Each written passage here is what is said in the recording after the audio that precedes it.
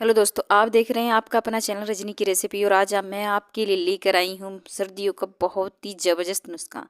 यानी कि ये मेरी मम्मी बनाती थी और देखिए अब मैं भी बना रही हूँ और आप देखें तो ज़रूर इसे बनाइए। ये देखिए, ये ले लिया है मैंने अलसी।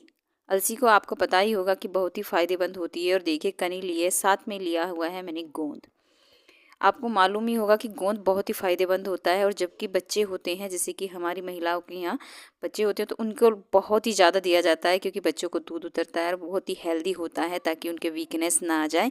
तो इन सारी चीज़ों को देखिए मैंने ले लिया है और मैं इन सारी चीज़ों से बनाने वाली हूँ आज बहुत ही हेल्दी ऐसा नुस्खा कि जो आप इसे बना कर रख लेंगे तो पूरी सर्दी, आपके कमर दर्द है, जोड़ों का दर्द है तो और थकान वगैरह हो जाती है जिससे कि हमारी आई साइड वीक हो जाती है, इन सारी चीज़ों को बहुत ही बैलेंस में रखता है। देखिए मैंने ले लिया है, इसमें 1 चमचे आप घी ले लीजिए क्योंकि सर्दियों का घी है। थोड़ा आप जो है इसे गर्म कर लीजिए। मैं ध्यान नहीं दे पाई, इसे गर्म नहीं कर पाई, तो धीरे धीरे कर कर देखिए ये पिघलेगा। इतने ये पिघल जाता है हमारी कढ़ाई में। तो चलिए मैं दिखा देती हूँ आपको इसमें मैं क्या डालने वाली। इसमें मैंने गोले को काट कर रखा हुआ है, ये भी डालने वाली हूँ। उधर से देखिए हमारा घी भी पिघल चुका है। अब डाल लेते हैं हम इसमें गोंद।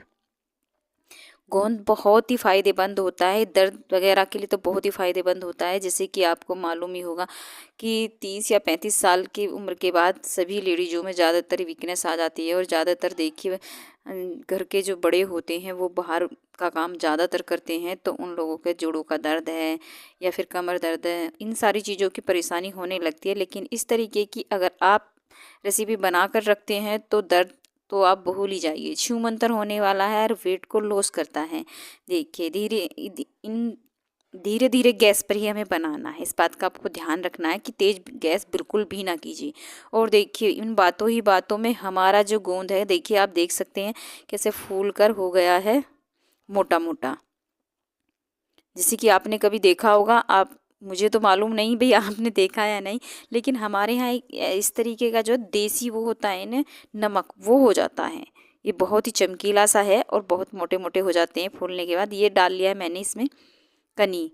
कनी का भी वही रोल है जो गोंद का है। इन दोनों चीज़ों को एक साथ डालकर देखिए मैंने धीरे धीरे कर कर भून लिया है। पहले मैंने गोंद को भूना, अब मैं इसे कनी को भून लेती हूँ।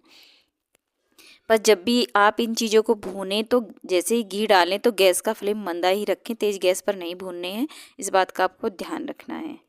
और देखिए ज़्यादा घी भी नहीं डालने वाले हैं क्योंकि हम इसमें आप देखिए जैसे कि वेट लॉस वगैरह है उन लोगों के लिए भी बहुत ही फ़ायदेमंद है। ज़्यादा घी का यूज बिल्कुल नहीं कर रहे हैं, सिर्फ और सिर्फ 1 चमचे में ही हमने कर लिया है। अपने गोंद को भी भून लिया है और कनी को भी भून लेते हैं धीरे धीरे कर कर। आप एक बार इस तरीके की रेसिपी बनाएंगे तो ये देखिए दर्द आप भूल ही जाएंगे। दर्द आपने सोच भी नहीं सकते कि आपके कभी दर्द हुआ होगा। देखिए ये भी हमारी भुनकर हो गई है तैयार। अब हम इसे निकाल लेते हैं एक प्लेट में। देखिए मैंने इसे भी निकाल लिया है अपनी कनी को। और देखिए ये मैंने डाल लिया अलसी। अलसी भी हमने उसी घी में डाली है जो हमारी घी पहले था, उसी में हम सारा काम करने वाले 1 चमचे में ही। देखिए अलसी को भी हमने धीरे धीरे कर कर भून लिया है। आप अलसी को कभी भी कच्चा न डालें। क्या होता है कि बहुत से जो घरों में होता है अलसी को कच्चा डाल लेते हैं, तो इससे जो हमारे जो लड्डू वगैरह बनते हैं या कोई भी आप बर्फ़ी बना लेते हैं इनकी, तो अच्छी नहीं लगती, इनका टेस्ट ख़राब हो जाता है। तो आप जब भी बनाएं तो इनसे भून कर ही बनाएं। देखिए चटकने लगी है, इस टाइम समझ लेना चाहिए कि हमारी अलसी भुनकर तैयार हो गई है। और देखिए गोले को भी हम डाल लेते हैं। गोले का जो कच्चापन है वो ख़त्म हो जाएगा, इसलिए अगर आप इसे भूनना चाहें हल्का सा तो भूनिए, अगर नहीं चाहते हैं तो बिल्कुल भी ना भूनिए। ये ऐसे भी डाल सकते हैं आप, ये आपकी मर्ज़ी के ऊपर है कि आप कैसे डालना चाहते हैं। तो देखिए ये मेरा दोनों ही चीज़ भुनकर तैयार हो गई है। और गैस का फ्लेम को कर देते हैं बंद, इसे छोड़ देते हैं 5 मिनट के लिए रेस्ट पर ताकि ये ठंडा हो जाए। बंद होने के बाद भी ये जो अलसी चटकती रहती है, तो 5 मिनट के लिए छोड़ दीजिए आप इसे। और देखिए हमने गोंद और कनी को डाल लिया अपने मिक्सी के जार में, इसे भी हम पीस लेते हैं। देखिए पीसने के बाद इस तरीके का हो जाएगा पेस्ट, आप देख सकते हैं, दिखाई भी नहीं दे रहा है इतना महीन हो जाता है। और घी आप देख ही रहे हैं ऊपर आ चुका है। इसी में डाल लेते हैं हम अपने अलसी को और गोले को। मेरी मम्मी हमेशा इसी चीज़ को बना कर रखती थी पूरी सर्दी, और कभी भी दर्द वगैरह नहीं होता था।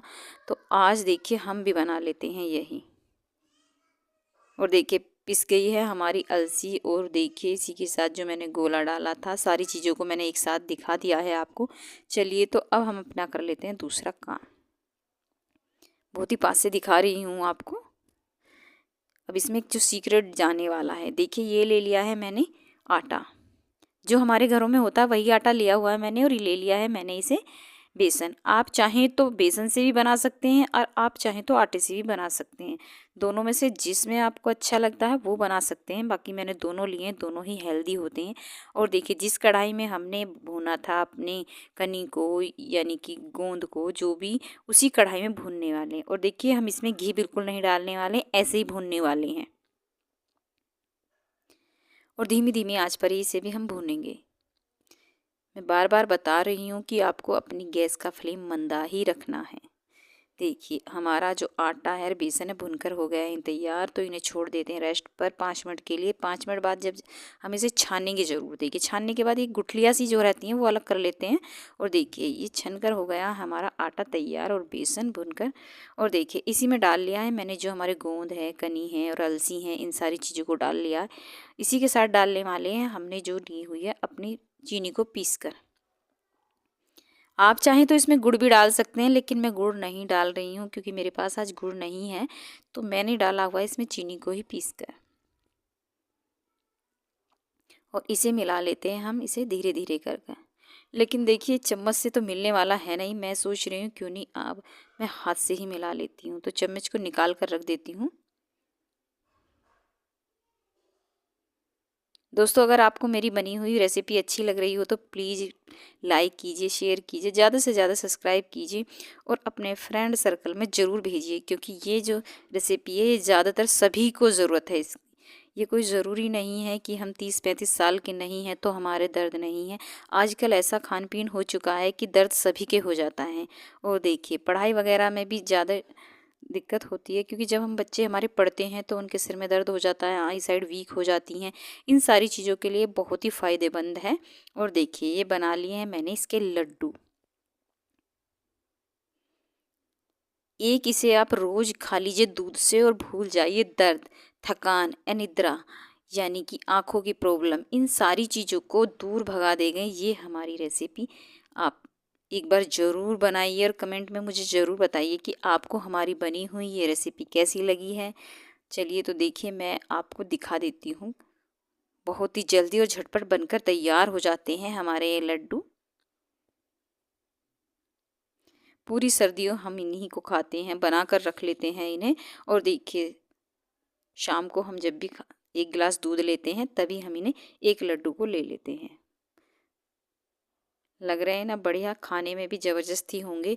और देखिए, और दर्द की तो मैं पूरी गारंटी लेती हूँ कि आप दर्द भूल ही जाएंगी। मैंने सिर्फ इन्हें ज़्यादा नहीं, थोड़े से सामानों से ही बनाया हुआ है, लेकिन 10 से 12 लड्डू हैं। देखिए बनाते बनाते ही मेरे बच्चे तो चट कर गए हैं। बहुत ही सॉफ्ट है, मुंह में घुलने वाले हैं।